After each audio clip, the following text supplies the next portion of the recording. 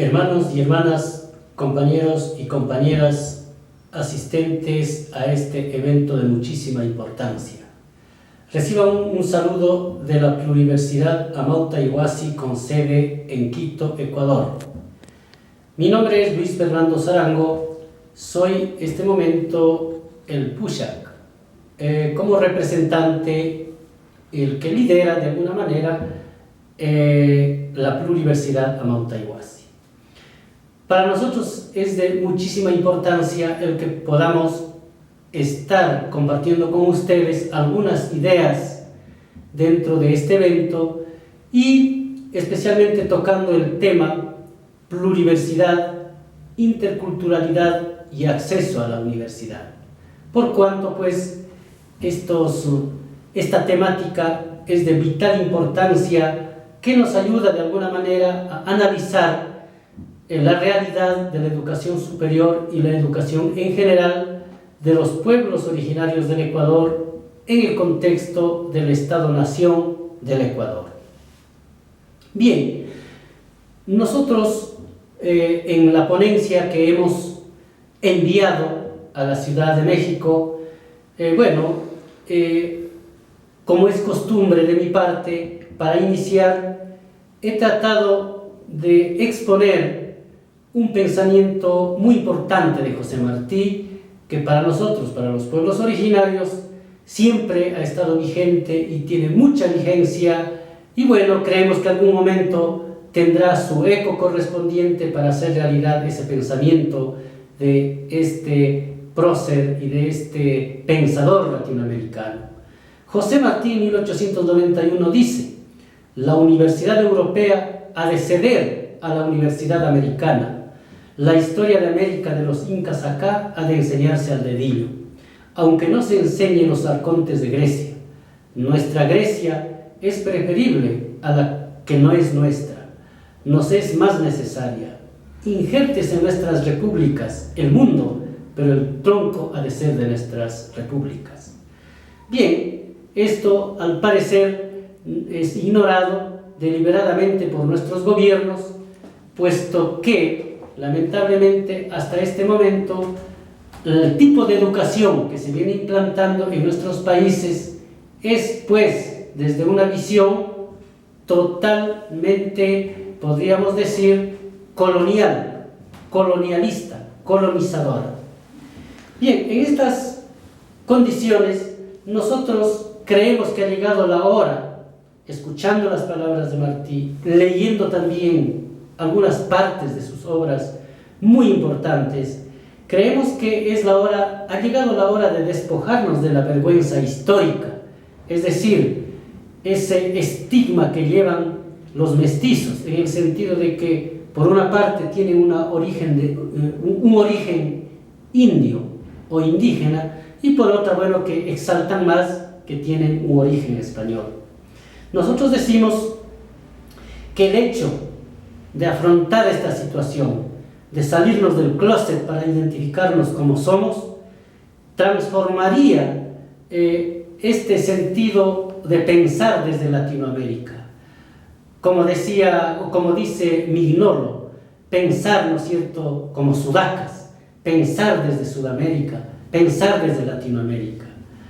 Y esto implicaría también, como dice José de Sousa, intentar una desobediencia epistémica, y para ello entonces implicaría también dejar de pensar en un solo tipo de pensamiento, en un solo paradigma civilizatorio, en una sola fuente de la verdad, y pensar en plural, en la diversidad. Nosotros decimos pensar como pluriversidad, y esto implica también, ¿no es cierto?, fortalecer la propuesta de la interculturalidad, las propuestas diversas de interculturalidad, porque no es homogéneo, no es, podríamos decir, uniforme, dependiendo, ¿no es cierto?, de los pueblos, dependiendo de los sitios, incluso dependiendo de los continentes. La propuesta de la interculturalidad como propuesta de convivencia tiene, por supuesto, una vigencia fundamental. Pasemos entonces inmediatamente a hablar algo sobre pluriversidad. ¿Qué es para nosotros la pluriversidad?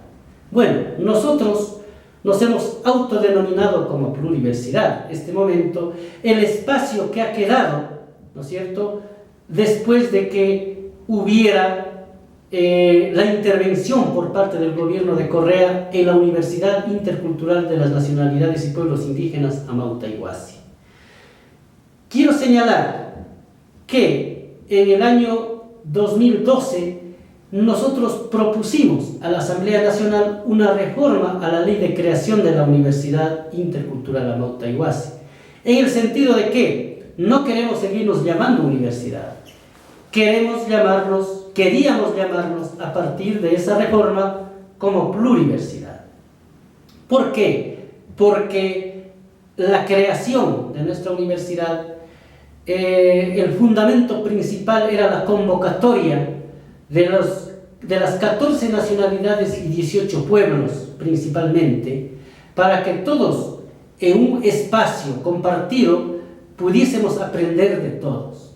Es decir, tomando en cuenta de que existe una diversidad, de que existe una pluriversidad de pensamientos, que hay diferentes fuentes de la verdad, no hay una sola verdad, y que lo único que compartíamos era un espacio de aprendizaje mutuo en igualdad de condiciones. Un poco más filosóficamente hablando, entonces, pluriversidad para nosotros es la oposición de el unus a uno, es decir, verdad única. Es esta manifestación de la diversidad. La pluriversidad, reitero, pues entonces viene a ser lo contrapuesto de la universidad en este caso. Una universidad, si bien es cierto, que fue creado, ¿no es cierto?, en los albores, si se quiere, de la propia civilización occidental, cuando las universidades fueron creadas por la Iglesia, tuteladas por lo menos por la Iglesia, y que la verdad tenía que decirse por intermedio de la Iglesia y posteriormente nada más y nada menos que por intermedio de la universidad. Entonces, la universidad emitía, daba un aval moral, científico o de lo que sea, porque por intermedio de ella la humanidad hablaba la verdad. En estas condiciones, entonces, nosotros podemos mirar cómo las universidades van creándose como comunidades autónomas inclusive, van creándose dentro de la misma sociedad civil y se van reconociéndose por la propia sociedad civil. En estas condiciones, entonces, nosotros, como Universidad Intercultural Amauta-Iguasi y posteriormente como pluriversidad, nosotros queremos fundamentar nuestra existencia en el hecho de que tratamos de hacer desobediencia epistémica, de que luchamos por la descolonización del pensamiento, de la educación, de la ciencia, tratamos de plantear una epistemología desde los pueblos originarios y lanzamos a la sociedad, a los diversos modelos educativos, nuestra propuesta de pluriversidad en el hecho de que surgimos de diferentes fuentes epistémicas, de diferentes fuentes filosóficas, para encontrarnos en un punto, en un espacio común, que es la comunidad, en donde todos podamos aprender libremente, sin que nadie me imponga o sin que yo o como colectivo podamos imponer a alguien. Vamos a hablar sobre la interculturalidad en este momento. ¿Qué entendemos nosotros por interculturalidad? La interculturalidad es una propuesta que surge desde los pueblos originarios, por lo menos en el Ecuador, después del levantamiento de 1990. Resulta que entonces la interculturalidad y la plurinacionalidad, como dos elementos fundamentales que tenían como objetivo transformar esta sociedad para visibilizar especialmente a los pueblos originarios, hoy son parte de la Constitución de la República. En efecto, el artículo 1 de nuestra Constitución, de la nueva Constitución, pues habla de que el Estado ecuatoriano es un Estado intercultural y plurinacional.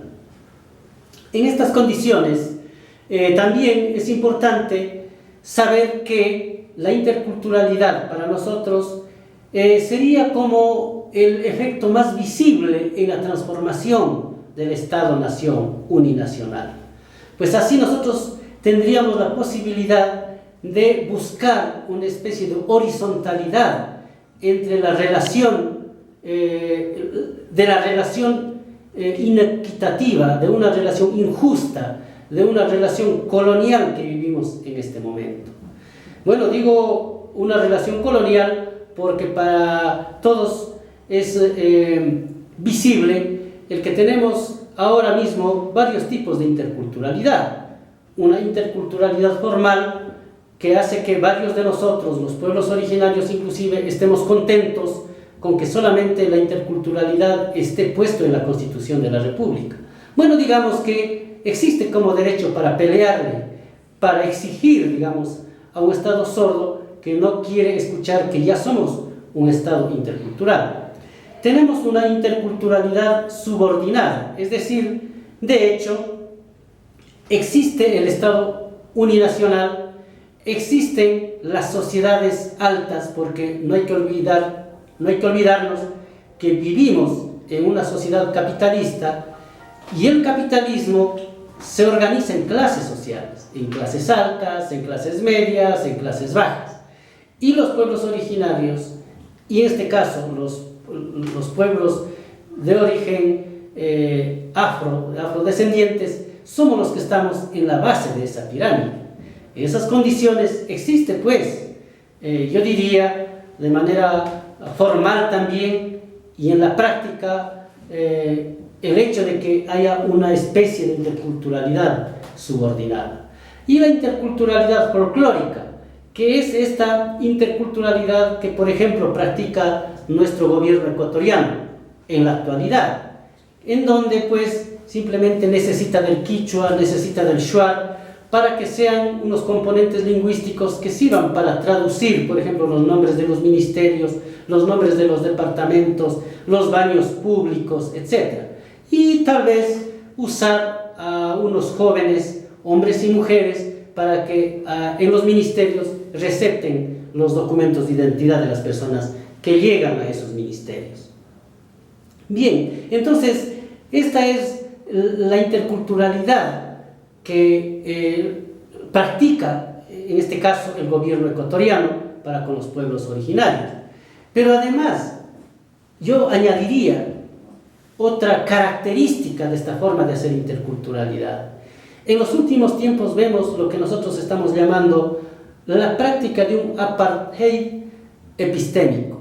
El apartheid, el mismo apartheid que se practicó en Sudáfrica, cuando Mandela pues, luchó precisamente en contra de esta forma de discriminación racial institucionalizada, pues esa misma nosotros vemos que ahora va tomando forma en el Ecuador. ¿Por qué? Porque a pretexto de revolución, a pretexto de ciudadanizar a la fuerza, incluso a los diferentes, lo que está también es desplazando, eliminando, invisibilizando espacios de los pueblos originarios que han ganado con mucho esfuerzo a lo largo de la historia. Así tenemos la eliminación de un Consejo de Desarrollo de Pueblos Indígenas, el CODEMPE, de una secretaría, podríamos decir inclusive en su momento, de una subsecretaría de Salud Intercultural, de la educación intercultural bilingüe en la práctica, aunque en la ley digan otra cosa, de la Universidad Intercultural de las Nacionalidades y Pueblos Indígenas, este momento de manera vergonzosa, tratando de quitarnos, de arrancharnos una casa donde funciona la Confederación de Nacionalidades Indígenas del Ecuador, la CONAIE, en fin, entre otros hechos. Y pues decimos que se trata de un apartheid epistémico. ¿Por qué? Porque le molesta al régimen que predica una igualdad per se, una ciudadanización, una homogenización. Le molesta de que los diferentes tengan sus propias manifestaciones, tengan sus propios espacios, que puedan tener además sus propios sueños al momento de hacer realidad sus políticas propias, sus políticas públicas, digamos, desde el Estado, y sus políticas propias, su autodesarrollo, su propia educación, su propia forma de pensar inclusive su propia forma de filosofar. Ahora, nosotros vemos también, inclusive, en el acceso a la universidad. ¿Qué es para nosotros el acceso a la universidad? El gobierno está diciendo que hay algunos becarios. Bueno, tenemos unas cuotas, de alguna manera, para los indios, para los negros. Y bueno, pues se ha democratizado, algo así, el acceso a la universidad.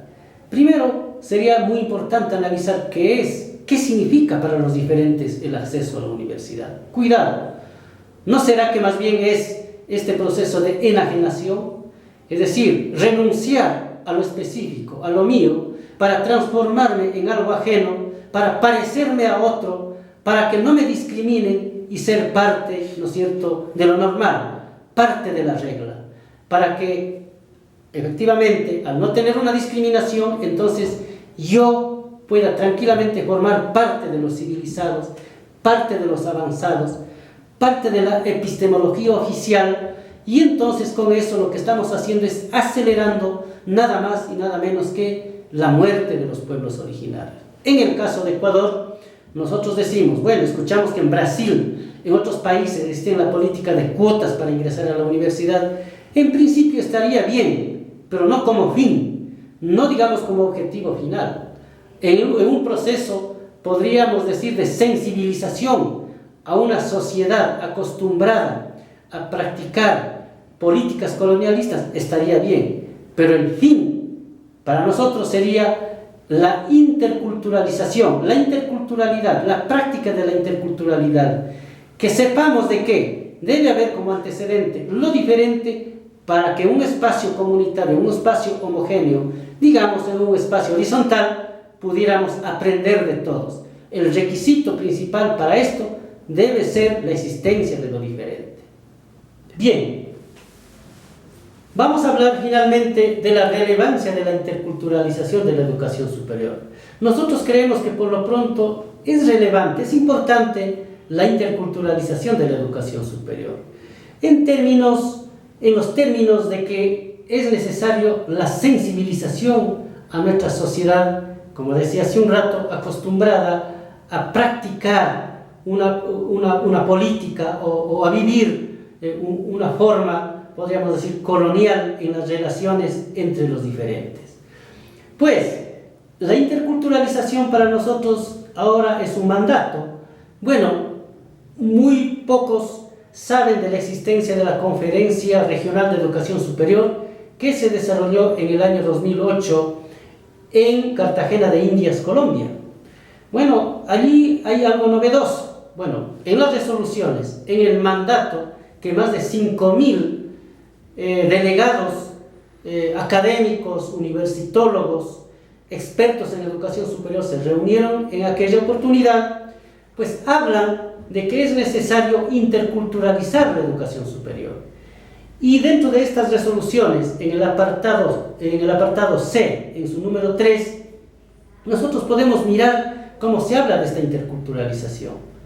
Se dice que interculturalización no es solamente incluir, por ejemplo, dice indígenas, afrodescendientes, o pues mujeres, u otras personas diferentes, u otros diferentes, socialmente hablando, dentro de los sistemas de educación superior. Aquí dice que se habla o acuerdan en esta conferencia transformar la educación superior, porque dice debe haber flexibilidad, debe haber inclusión de las formas de pensamiento de los pueblos originarios en nuestro caso, debe haber cambios en la planificación curricular, debe haber incluso flexibilidad en los horarios, porque de lo contrario, por ejemplo en el Ecuador, si estamos hablando de la calidad mercantilista que habla Correa y sus expertos en educación superior, pues simplemente lo que están llevando es el agua a su molino, es decir, para desarrollar más esta forma tradicional de hacer educación superior, que es una educación eminentemente mercantilista, porque su producto principal es tener graduados eficientes, eficaces y competitivos, que son normas y son reglas del gran mercado en el que se ha transformado este mundo gracias al capitalismo. Consecuentemente, nosotros estamos planteando entonces que esta transformación debe darse desde adentro, desde las universidades convencionales, para interculturalizar la educación superior, en donde no solamente, como decíamos antes, se vayan creando cuotas para el ingreso en tanto y en cuanto no cambie nada el pensamiento, podríamos decir, ¿no es cierto?, el objetivo final, el objetivo supremo de la educación superior. Debe haber un cambio del horizonte hacia dónde nos lleva la educación superior. En nuestro caso estamos proponiendo que el horizonte final y el centro de toda la actividad educativa debe ser la vida, en este caso la existencia de los pueblos originarios, la recuperación de la relación de la sociedad con la naturaleza, la recuperación en sí del ser humano, para no ser piezas de este sistema injusto como es el capitalismo. En fin de cuentas, me permitiría yo solamente concluir enunciando, en este caso, 5 conclusiones de esta pequeña exposición. Primero, la universidad proviene de la expresión latina universitas, abstracción de universus a todo entero universal, derivado a la vez de unus a uno. Pues ahora nos damos cuenta que universidad no es simplemente una palabra. Universidad, dentro de la palabra, de la expresión universidad, pues lleva en sí un pensamiento filosófico, una historia, digamos, de una sociedad, de una civilización. Y consecuentemente, frente a ello, nosotros también hemos planteado como pueblos originarios que nosotros debemos practicar, no solamente hablar, practicar la pluriversidad, organizando espacios de encuentro intercultural, organizando este Tincunacuy, como decían los incas, donde era necesario que haya aprendizajes de los diferentes, que los diferentes nos juntemos para un espacio común, tratar de aprender de ellos, aprender todos de todos, porque no tiene sentido entonces que si es que ya sabemos o hay pensamientos, aprendizajes, saberes homogenizados, no tendría sentido, no tendría la posibilidad de avanzar, no tendríamos la posibilidad de avanzar en estos conocimientos. Segundo, la propuesta de sociedad intercultural es una propuesta que surge de los pueblos originarios, no como una propuesta solamente para ellos, sino para la humanidad. La propuesta de la sociedad intercultural es una propuesta, inclusive podríamos decir, que plantea a escala mundial este acercarse, este reconocerse con el otro, con el diferente. No desarrollar esta especie de contrario, sino más bien de complemento, porque esa es la esencia del otro. Como decía alguien, el otro es el yo mismo, sino que diferente.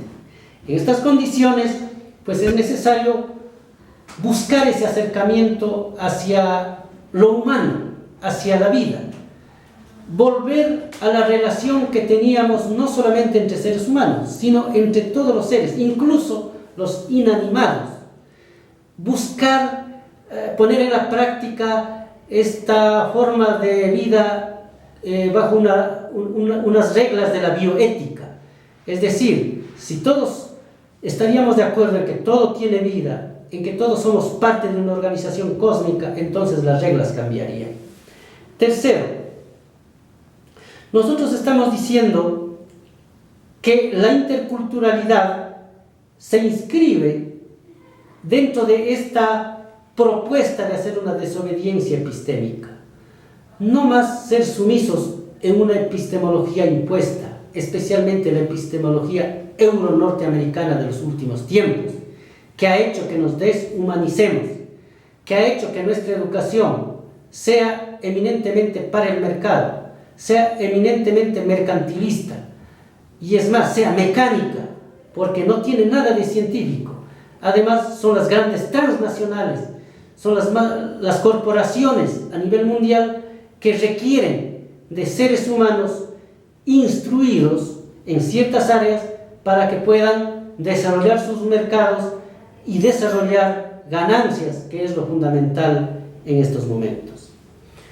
Una cuarta conclusión, la política de cuotas, bueno, creemos que es importante en tanto y en cuanto ayuda a la sensibilización de las sociedades que nos acostumbraron a vivir en formas coloniales de relaciones sociales.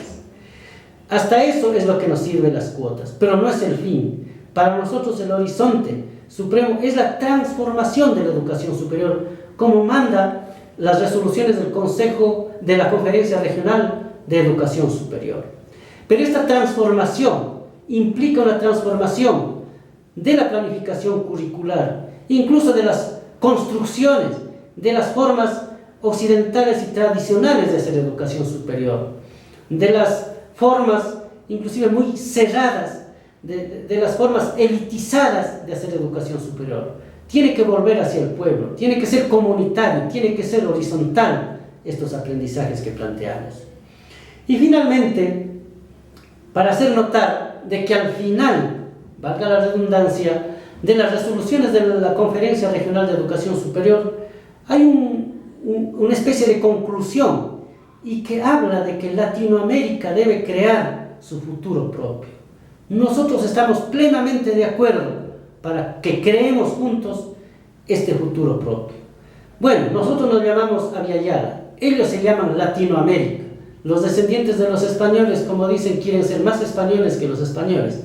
Allá ellos, pero aquí hay algo en común. Nosotros vivimos aquí en Abya-Yala, vivimos en América Latina, pero tenemos que pensar diferente.